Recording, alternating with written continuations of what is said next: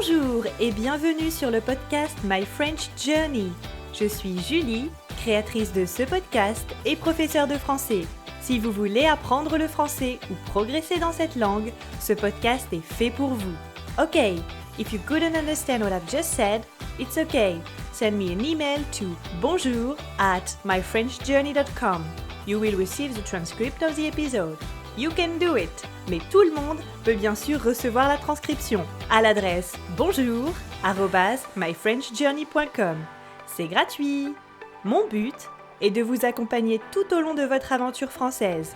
Avec des conversations authentiques, vous allez améliorer votre prononciation, votre grammaire et votre vocabulaire. Vous êtes prêts? Alors, c'est parti!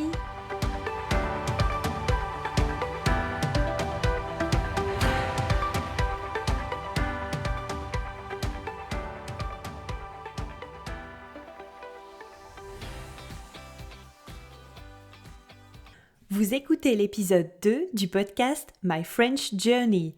Bienvenue! Bonjour à toutes et à tous. Est-ce que vous êtes en forme aujourd'hui? Et moi? C'est gentil de demander. Je vais bien. Je me suis bien reposée ce week-end. J'enregistre ce podcast aujourd'hui lundi. Et qui dit lundi, dit nouvelle semaine.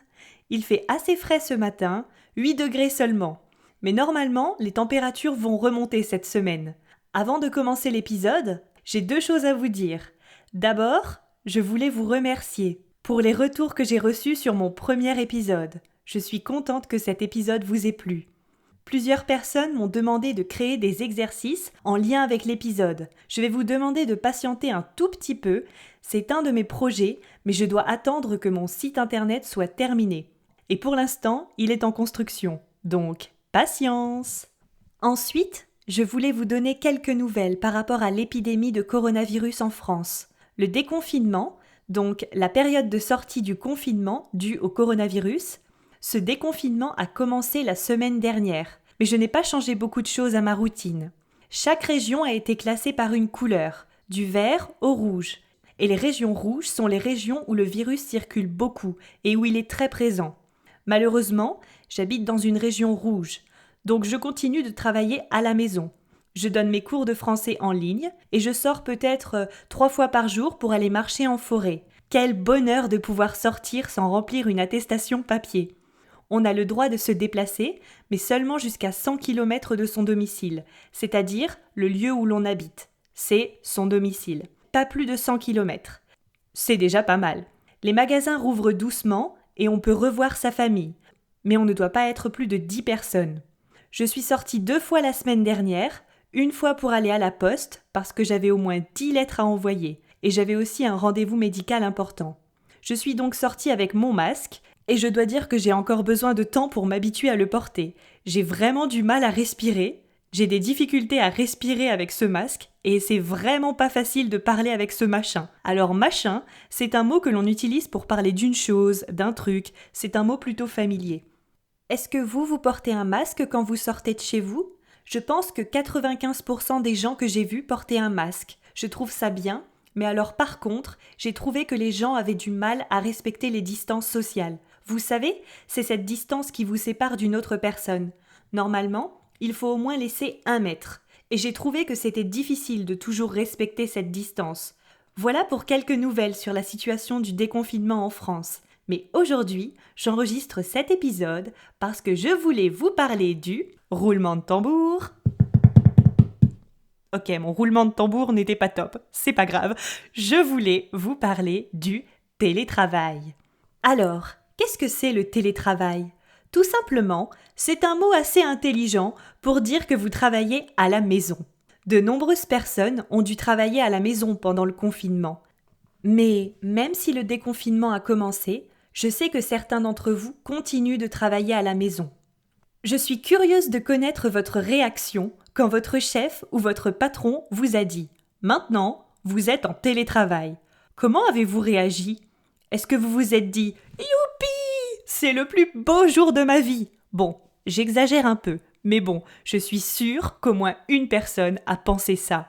Ou au contraire, est-ce que vous étiez totalement perdu? Stressé face à cette idée? Pour ma part, ça fait maintenant 3 ans que je fais du télétravail. Avant de devenir professeur de français, J'ai travaillé pendant 1 an et demi pour une société et j'étais en télétravail. Alors au début, comme la plupart d'entre vous, je me suis dit « Ouah, c'est super, une grande liberté, pas de transport, pas besoin de supporter les collègues que vous n'appréciez pas du tout, mais surtout, une grande liberté. » Oui, je sais, je l'ai déjà dit, mais c'est quand même le point principal. Sauf qu'après 3 mois de télétravail, je vous dresse le tableau. Je prenais ma douche vers midi ou 13h, je passais mes journées en tenue de sport, les cheveux en bataille, donc pas coiffés, je mangeais à n'importe quelle heure, oh, et je ne vous ai pas dit, je grignotais tout le temps. Je pense que j'ai dû prendre au moins 3 kilos au passage. Au départ, j'étais vraiment contente de quitter toutes les contraintes d'un travail classique. Pas besoin de prendre le bus, pas besoin de manger au travail, mais je me suis rapidement sentie très seule. Je n'avais presque aucune anecdote de travail à raconter à mon copain. Ce n'était pas la joie. Ensuite, quand j'ai commencé à donner des cours de français, je travaillais à mi-temps en télétravail et à mi-temps dans des entreprises. Et ces expériences m'ont permis de mettre en place des astuces pour bien vivre ce télétravail et vraiment en profiter. Je vais donc aujourd'hui vous donner ces quelques conseils que j'applique tous les jours, enfin, que j'essaye. Après tout, personne n'est parfait. Alors, premier conseil, il faut se créer une routine quotidienne. Certains pensent que les routines, c'est ennuyeux, mais l'être humain a besoin de routine. C'est sécurisant. Donc, quand je me lève, j'effectue toujours à peu près les mêmes gestes, la même routine. D'abord, j'ouvre mes volets, j'aère mon appartement, c'est-à-dire que j'ouvre mes fenêtres pour renouveler l'air. Donc, j'aère mon appartement, je prends une douche, je m'habille, je me coiffe, ensuite je prends mon petit déjeuner, je me brosse les dents, je fais mon lit et ensuite je suis prête pour une nouvelle journée. J'ai beaucoup lu dans des articles qu'il fallait éviter au maximum de regarder son téléphone et surtout ses emails au réveil. Ça peut être vraiment très stressant. Et si vous êtes déjà stressé à 7h du matin, à mon avis, vous le serez encore plus à 19h. Malheureusement, je n'arrive pas du tout à respecter ce conseil. Oui, allumer mon téléphone est une des premières choses que je fais le matin. Mais je travaille sur ce point. On ne peut pas être parfait. Voilà, donc on se crée une routine sympa le matin. Si vous êtes de bonne humeur le matin, je pense que le reste de la journée sera aussi bien. Alors, passons maintenant au deuxième conseil. Pour le deuxième conseil, il faut essayer de respecter des horaires de travail. Pourquoi ? Parce que si vous n'avez jamais travaillé en télétravail, vous n'avez aucune idée du problème principal. Mais en fait, il s'agit de la frontière entre votre vie professionnelle et votre vie privée, votre vie familiale. Dans un travail, disons, de type classique, vous allez au bureau et quand vous fermez la porte du bureau, que votre journée est terminée, généralement, c'est assez facile. C'est assez simple de déconnecter du travail et de se concentrer sur sa famille et sur soi. Mais avec le télétravail, votre bureau, c'est chez vous. Plus de limite entre la vie professionnelle et la vie personnelle. Et mes premiers mois de télétravail, j'ai remarqué que j'avais pris de très mauvaises habitudes. Par exemple, une des premières choses que je faisais le matin, quand je me levais, c'est que j'ouvrais mon ordinateur et je regardais si j'avais reçu des mails importants. Est-ce que vous feriez ça avant d'arriver au bureau ? Généralement, non. Si je peux donc vous donner un conseil, respectez des horaires de travail précis. Si vous êtes salarié d'une entreprise, peut-être que vos horaires sont imposés, c'est-à-dire décidés par votre employeur. Mais si vous êtes freelance, on utilise aussi le terme auto-entrepreneur en France pour parler de ce statut. Donc si vous êtes freelance, décidez de vos horaires de travail à l'avance et essayez de les respecter le plus possible. Vous pouvez aussi déterminer les horaires où vous êtes le plus concentré et le plus productif. Peut-être est-ce le matin ? Est-ce que vous êtes un lève-tôt, c'est-à-dire une personne qui se réveille vers 6h, 7h ou 7h30 du matin ? Ou au contraire, est-ce que vous préférez le soir ?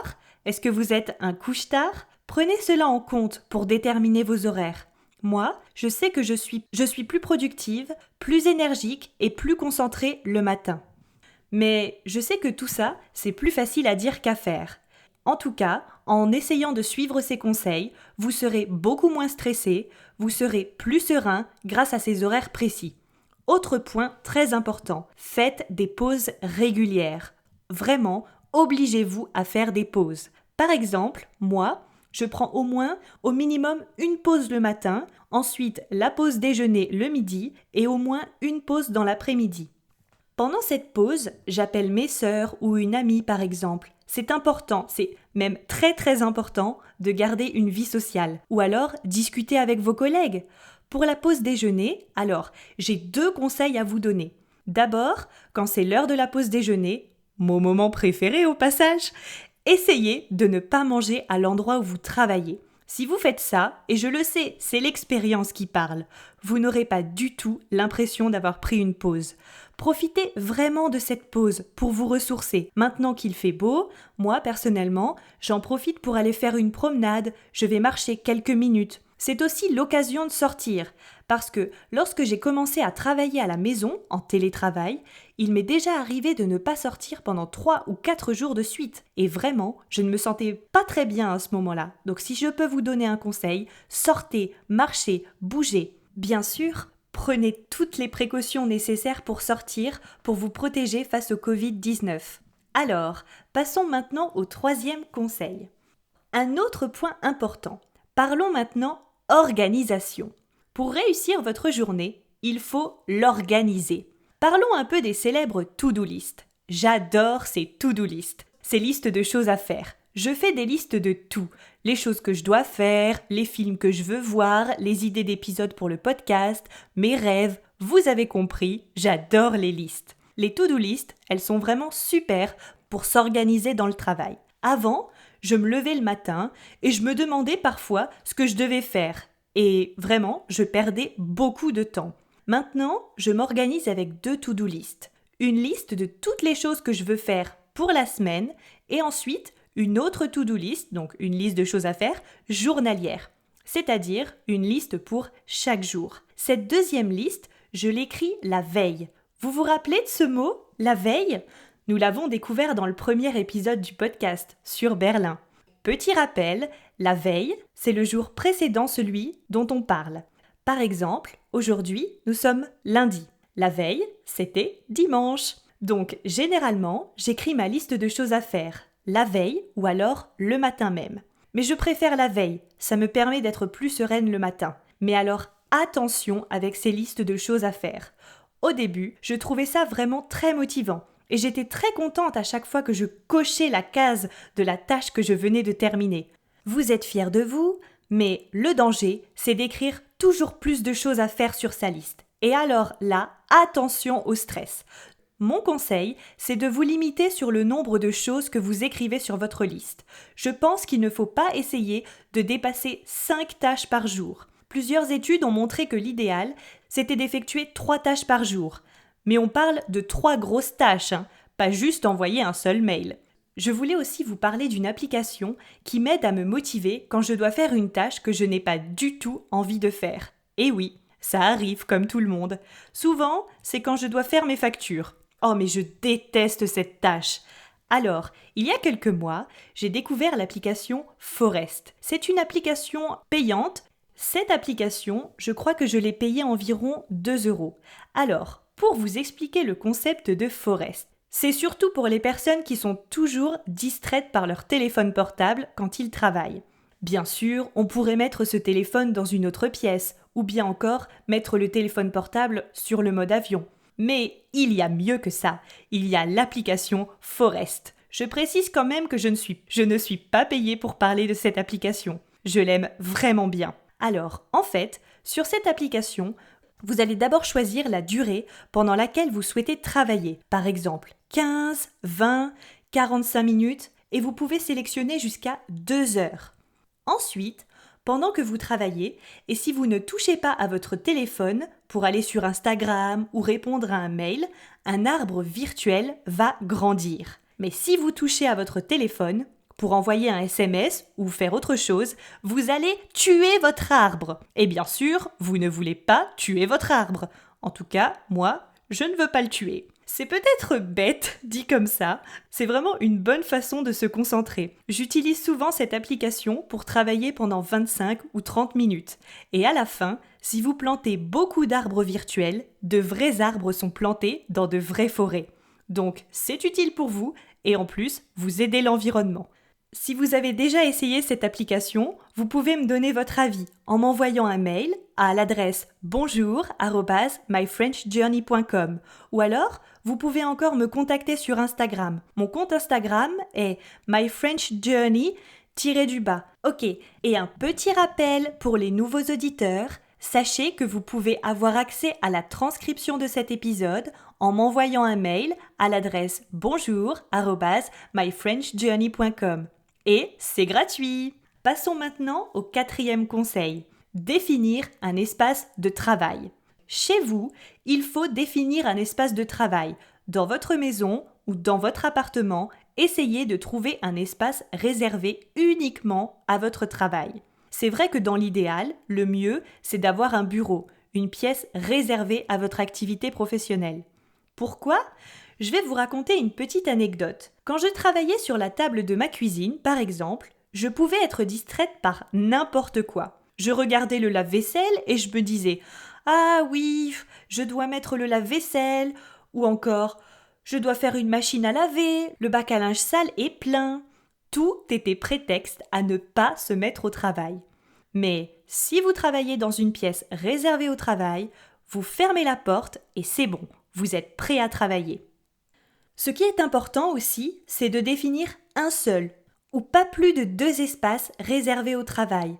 Par exemple, évitez de travailler sur le canapé ou sur votre lit, que vous utilisez normalement pour vous détendre, pour vous relaxer. Parce que si vous travaillez là où normalement ou habituellement vous vous reposez, votre cerveau ne saura plus s'il doit travailler ou se détendre à cet endroit. En plus, essayez de travailler dans un espace rangé et propre. Ça vous aidera à vous concentrer. 2 indispensables pour moi, une bonne connexion Internet et une chaise très confortable. Il faut aussi que vous sachiez, que vous vous posiez la question. Est-ce que vous préférez travailler dans le plus grand des silences ? Ou est-ce que vous avez besoin de bruit autour de vous ? Je ne sais pas si les espaces de coworking ont réouvert depuis le déconfinement, mais ça peut être une bonne solution pour les personnes qui ont besoin de bruit et aussi de changer d'environnement de travail. Personnellement, je n'ai jamais essayé de travailler dans un espace de coworking, mais je suis déjà sortie pour travailler dans un café par exemple. Je pense qu'être entouré par des personnes qui travaillent peut être une façon, un bon moyen de vous motiver. Une fois, j'ai même demandé à ma petite sœur de me prêter son appartement pendant une après-midi. Elle m'a donc prêté son appartement pendant qu'elle était au travail et j'ai pu travailler dans un autre environnement. Je trouve que c'est très important de changer d'environnement pour la concentration et la créativité aussi. Et veillez à planifier des activités extérieures pour être sûr de sortir de chez vous. Aller boire un café avec un ami, aller à la salle de sport. Bien sûr, ces activités ne sont pas possibles maintenant, vu l'épidémie du coronavirus, mais simplement allez prendre l'air, faites une promenade. Enfin, on arrive au dernier point que je voulais aborder aujourd'hui. C'est à propos de votre famille, de vos proches. Alors, je vais vous raconter un petit peu encore mon histoire. Quand j'ai commencé à travailler en télétravail, beaucoup de mes proches ont pensé que puisque j'étais à la maison, cela voulait dire que j'étais plus disponible. Et donc que j'étais plus présente, et donc je recevais plus d'appels téléphoniques. Mes proches voulaient passer me voir chez moi, dans mon appartement. Et au début, c'est étrange, mais ça a été très difficile de leur faire comprendre que même si j'étais à la maison, je travaillais en fait. Fixer des horaires précis m'a vraiment aidé à faire comprendre à ma famille que pendant ces horaires, je travaillais. Le télétravail peut être une bonne expérience, surtout si vous avez des enfants par exemple.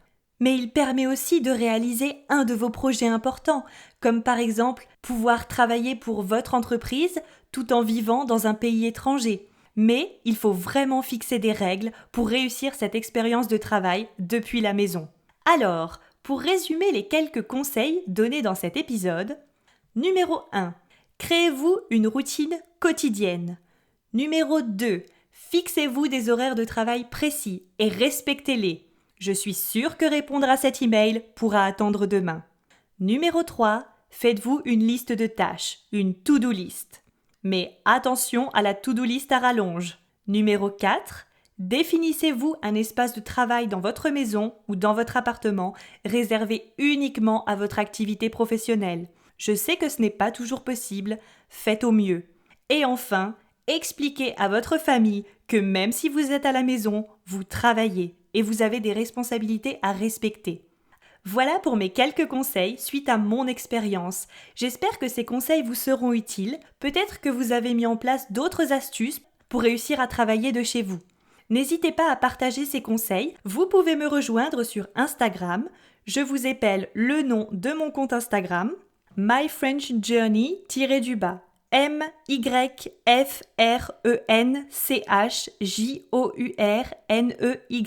et _. J'espère que vous avez apprécié cet épisode. La semaine prochaine, on se retrouvera pour ma première interview. Vous rencontrerez Sarah, une personne que j'apprécie beaucoup. Mais il vous faudra attendre la semaine prochaine pour découvrir cet épisode. Comme toujours, si vous avez des questions, des suggestions, des remarques ou que vous voulez juste me faire un petit coucou, n'hésitez pas à m'envoyer un mail à bonjour@myfrenchjourney.com. Alors, ça s'écrit bonjour, BONJOUR, arrobase, donc c'est le @myfrenchjourney, myfrenchjourney.com. Je me ferai un plaisir de vous répondre. Encore 1000 merci de m'avoir écouté. Prenez soin de vous. Je vous dis à la semaine prochaine. À très vite. Salut!